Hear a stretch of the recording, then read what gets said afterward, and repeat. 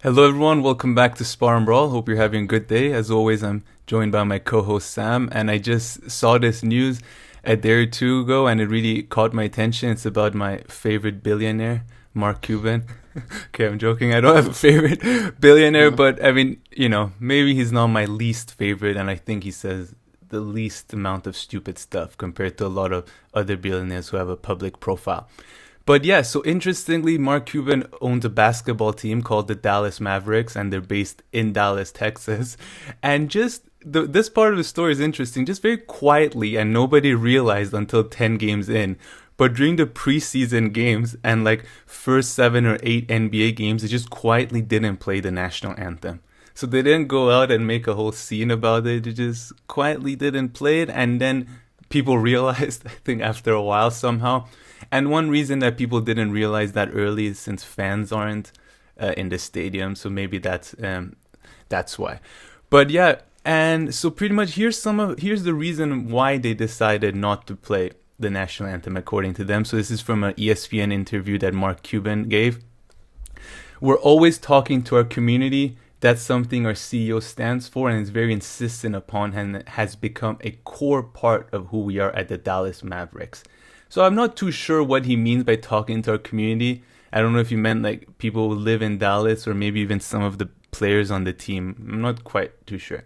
But he added that in listening to the community, there were quite a few people who voiced their concerns, read their fears that the national anthem did not fully represent them, that their voices were not being heard. So that's apparently, that's the reasoning, which makes sense. A lot of people don't like the national anthem, and we'll get into that some more. Now, why do they play the national anthem before NBA games? So, I'm not sure. Okay, in Europe, they do not play the national anthem before like club soccer games. Even if it's between a German team and a French team, they would never play it. But in the US, they play the national anthem before every single sporting event. I know in NFL it has started, I think, after actually the war on terror, because they, as a way military gave, in NFL at least, I remember hearing the case that a military gave loans or grants to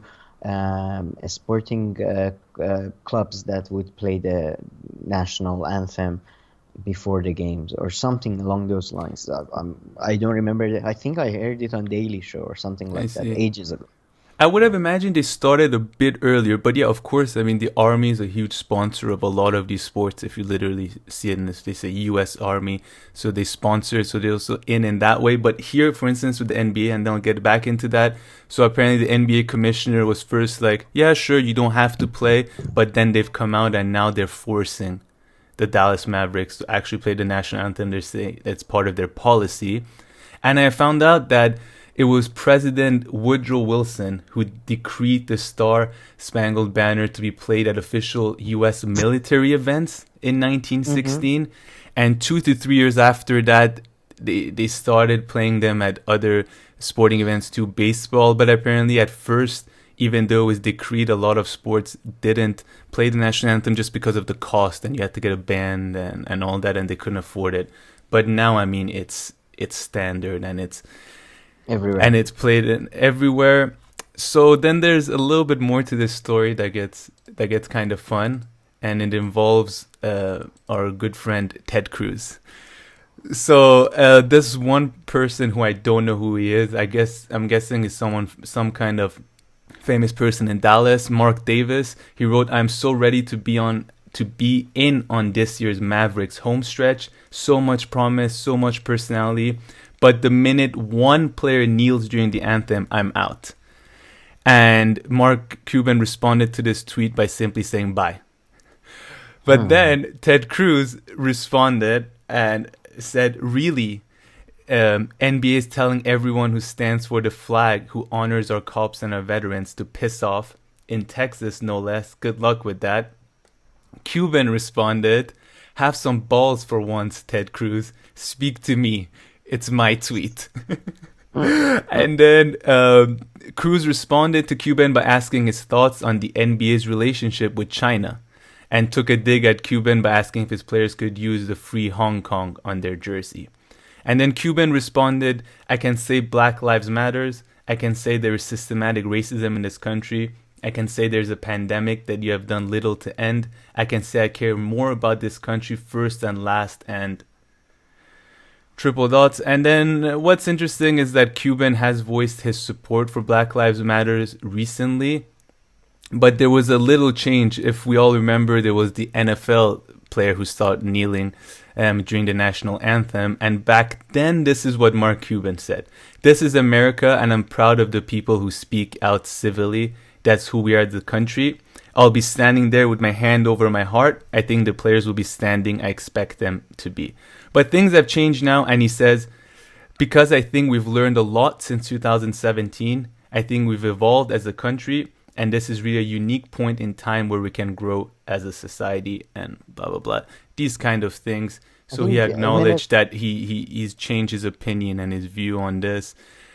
And yeah, and he was saying, just to finish up the news part of the story, he was like, we never took an official decision when fans were going to come back. We're probably going to bring back the national anthem. But he says that he wants to just allow the players, at the very least, from what I understood, to do whatever they want. So if they want to sit, if they want to sing, because apparently the NBA actually requires them to stand and sing.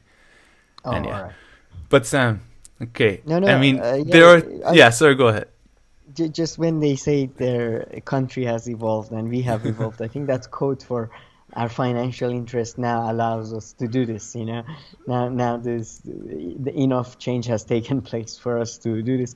But yeah, he's between billionaires. He's the one that I think he at least comes off across as most normal, even if you don't agree with what stupid stuff he says. People like Elon Musk or Mark Zuckerberg, they come off as robots that... Yeah. And Jeff Bezos looks like a Terminator from future of some kind.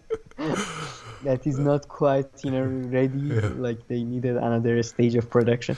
But yeah, he comes off across as normal. But he's a bit too broy for my liking. That's his thing. I mean, he was an Entourage, if you I was just going to say that. Do you remember? Carlos, this is Mark Cuban and his business partners, Ken Austin and Kevin Shaw. Pleasure. Love your tequila, sir. Great to meet you. What is this, an ambush? We thought just a pleasant meeting. Unless you're prepared to give me $5 million to build my new factory, it won't be. Oh, I'm prepared. In fact, we'd like to contribute even more. Kevin, show him the bottle. What is this? I had this specially designed. This is hot. Yeah, that's to show you how we're going to bring your company to the States with a bang. Did you know about this? No, but I do like it. My father designed the original bottle with his own hands. Did you know that? No. Now, we meant no disrespect, Carlos. The original is beautiful. We just thought this was an updated version. It's shit. Now, do you have $5 million for me or not? Yeah, but we thought we'd discuss terms. The terms are my terms or no terms. What if I just bought your fucking company? It's not for sale. Yes, it is. Go to hell. Hey. I'll call you Turtle. That he was very broy. He was going to buy the tequila company. Oh, really? All right. Yeah. Yeah. Okay. Turtles company. Huh? Yeah, Turtles company that belonged to someone in Mexico. That guy gets really pissed off. So, it's a very virtuous signaling. It's easy. It's not bad. It's better than nothing. But yeah. Exactly. And I mean, he said a few things that, like, for instance, I found out recently that he's vegan. And since I'm vegan, or I think he said we don't eat meat at my house anymore. And he's like really trying to push, like, he owns a bunch of these like fake vegan product companies now. So he's pushing that. So I saw this and he comes in. Yeah. But I mean, if you compare him to some of, for instance, the billionaires that come on Fox News or these kind of places, and they say like the most outrageous, ridiculous things you will ever hear in your life. One thing I actually like about Elon Musk, I 100% don't agree with so many things he says, and he has so many blind spots that he fails to recognize or realize. It's so funny. But at least I feel like I know everything that kind of goes through this guy's head, so you know kind of with what you're dealing with. And yeah, he has so many blind spots. It's so funny. He always says people not to go to. very smart man. He's interesting, but yeah, you don't agree. I think Mark Cuban definitely comes across as the more human of all Yeah. of them. But I think But Elon yeah, Musk is also really riding that point in his career where he's like thinking like, am I God? Like, I feel like, whereas Mark Cuban has been like this kind of level, but like Elon yeah, Musk, I it really has feel that like he's stage. like, am I the answer? Am I Even though the apparently answer? he thought of building underground tunnels in LA, and he thought that was such a Oh, the one groundbreaking where from idea. LA to San Francisco Yeah. for transformation Yeah. transportation. Yeah, Yeah, I I heard mean, about that. That sure. was, I I remember don't think that that's a being new announced. idea. Yeah, I recall that being announced, and then it was just like, yeah, but we don't know anything about any technology that could do any of this. Just the idea. But isn't that a thing? There's like you can go from like Paris to like the UK underground in Yeah, water. in So, like 30 minutes. Apparently, it's possible, and they're doing something uh, about it, working on it. But yeah, it's long way ahead. but it's not But that. yeah, I understand what you mean about him thinking he's the answer. Yeah, no, right, no, for sure. And he went and his company went out and bought $1.5 billion worth of shares in Bitcoin, which is like Well okay done. for an investment thing. Yeah, that's it. Yeah, We've never really talked about Bitcoin, but I feel like everything has been said so much that there's no yeah, point. we can't really add any specific. Yeah, Yeah, but we'll look into it. Maybe something. I but mean, there is a geostrategic angle to it with Iran and China and Russia being the top extractors in the world.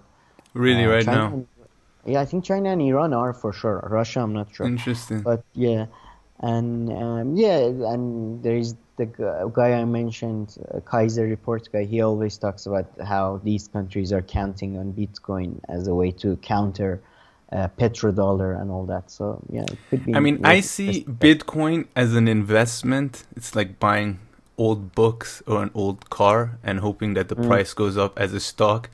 I don't mm. see it as anything more. I think it's completely failed on all the original promises it made. That's complete bullshit. Now it's just turned into a very volatile, at times profitable investment for some people. But I think replacing the currencies or even taking any steps in that I think direction, except for like illegal stuff, not Bitcoin, but digital currency has a good chance of has it though? It doesn't. fulfilling. I think it won't be anything as special though. It's just at some point government will go into that business, just like Yeah, everything government. else. It becomes big enough for a government to back. But it is a way of fragmenting the financial system of the world, I think.